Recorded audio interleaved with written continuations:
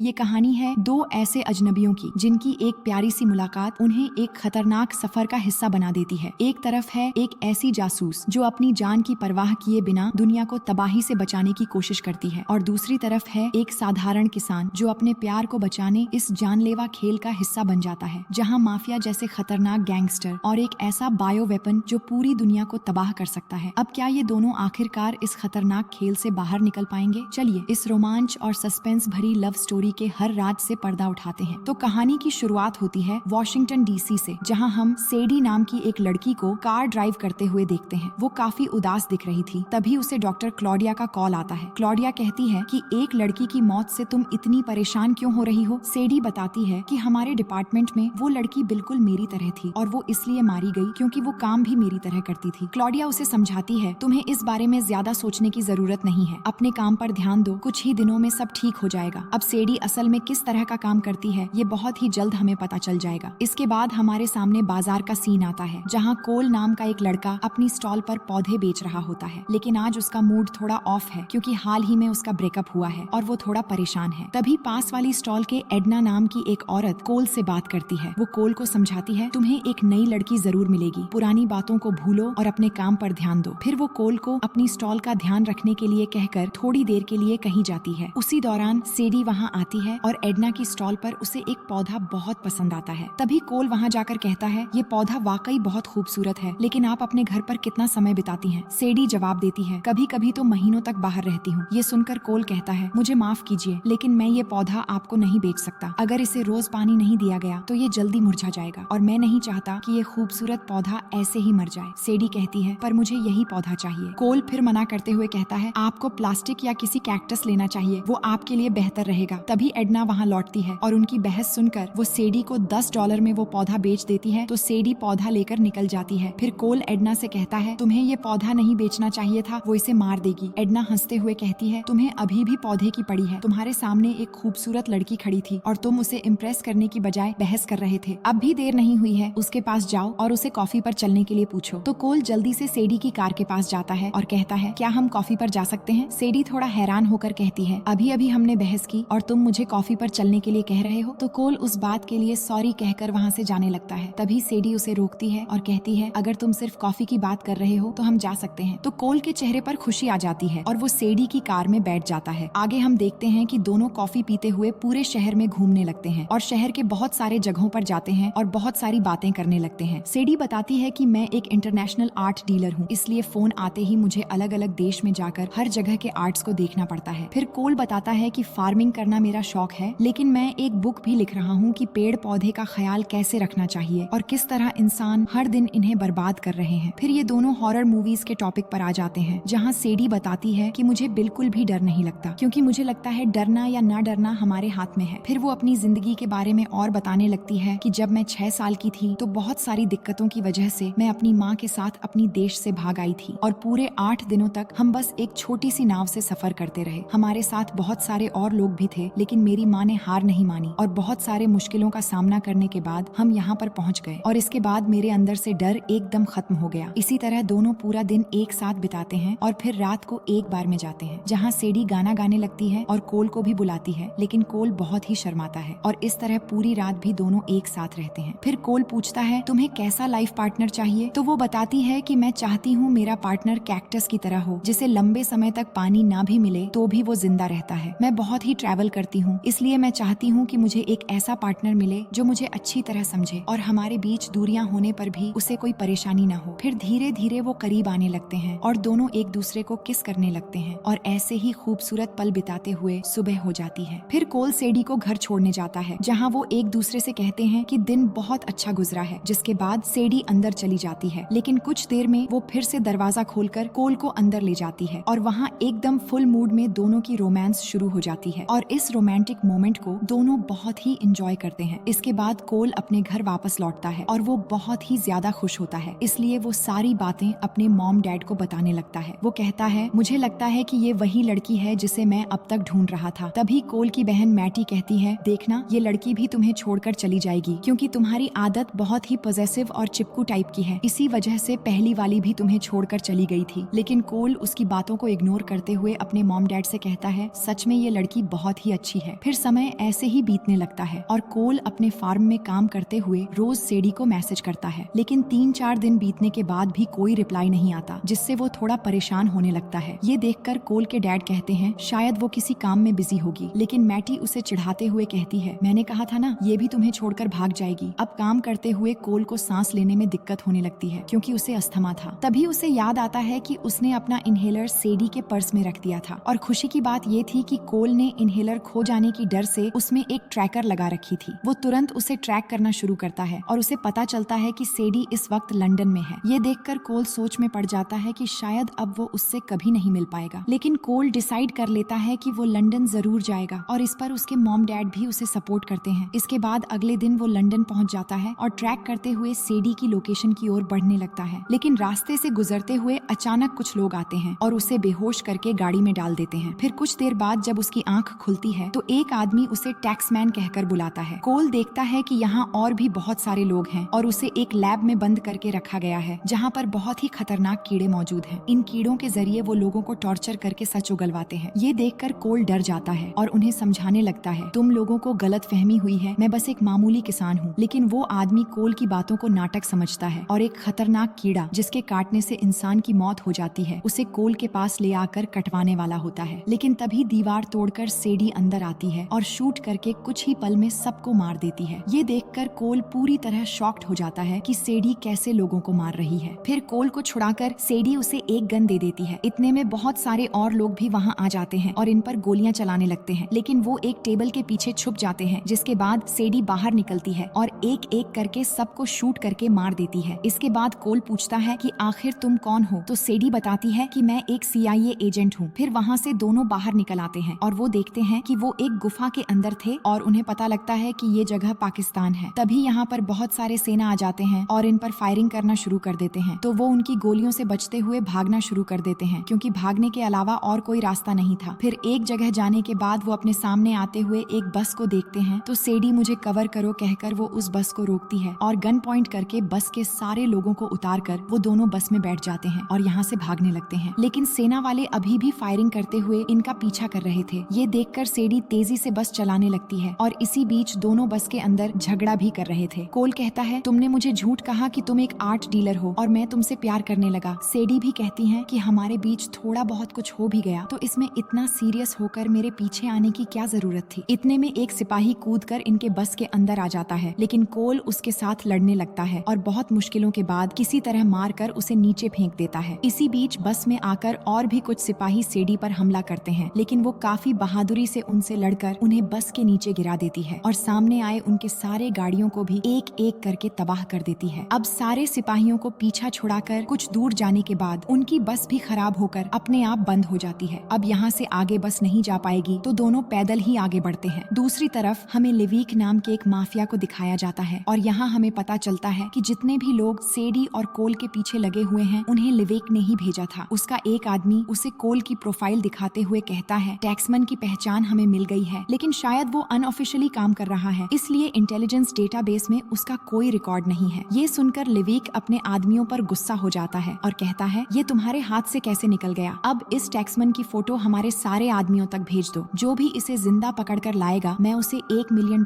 का इनाम दूंगा। इसके बाद सारे लोग कोल के पीछे लग जाते हैं। दूसरी तरफ हम कोल और सेडी को पैदल चलते हुए देखते हैं। कोल कहता है मुझे वो लोग टैक्समैन समझकर मारने वाले थे, आखिर ये टैक्समैन है कौन। इस पर सेडी बताती है वो लोग तुम्हें टैक्समैन समझ रहे हैं जबकि असली टैक्समैन मैं हूँ। क्या जरूरत थी तुम्हें यहाँ आने की, अब वो तुम्हें किसी भी हाल में ढूंढकर जान से मार सकते हैं। इसके बाद दोनों टैक्सी लेकर मार्को नाम के एक आदमी से मिलने जाते हैं। दरअसल सेडी मार्को के जरिए कोल को वापस अमेरिका भेजना चाहती थी। अब मार्को बाहर आकर सेडी से किस करते हुए मिलता है, जो कोल को बिल्कुल अच्छा नहीं लगता। असल में सेडी और मार्को किसी मिशन में एक साथ काम कर चुके थे। फिर मार्को और सेडी बात करना शुरू करते हैं और हमें पता चलता है कि सेडी यहाँ इसलिए आई थी क्योंकि उसे जानकारी मिली थी कि एस्टिक नाम का एक बायो वेपन जो बहुत ही खतरनाक हथियार है, इसे चुराने वाले लोग लिवेक के ही आदमी हैं और इससे कई देशों को तबाह किया जा सकता है। और सेडी यहाँ कोल को बचाने के लिए नहीं बल्कि बायो वेपन को हासिल करने आई थी। ये जानकर कोल को और बुरा लगता है कि सेडी उसे बचाने के लिए नहीं आई थी। फिर सेडी मार्को से कहती है तुम कोल को किसी भी तरह अमेरिका पहुँचा दो, तो मार्को इस काम के लिए मान जाता है और सेडी वहाँ से निकलने लगती है। इसके बाद मार्को भी कोल को लेकर निकलने वाला होता है, लेकिन तभी एक आदमी आकर मार्को लड़कों को शूट कर देता है और उसने पहले ही सेडी को गन पॉइंट पर ले रखा था। फिर वो आदमी दोनों को चुपचाप आगे चलने के लिए कहता है, लेकिन थोड़ी दूर जाते ही लियोपर्ड नाम का एक आदमी आकर उस आदमी को मार देता है और सेडी और कोल को गन पॉइंट पर लेकर एक कार में ले जाकर बैठने के लिए कहता है। लेकिन कार में पहले से ही गॉड नाम का एक आदमी मौजूद था जो लेपर्ड को मार देता है और गन पॉइंट पर उन्हें कार चलाने के लिए कहता है। यहाँ गॉड बताता है, अब हर कोई तुम्हें पकड़ना चाहेगा क्योंकि लिविक ने तुम्हें पकड़ने के लिए $1 मिलियन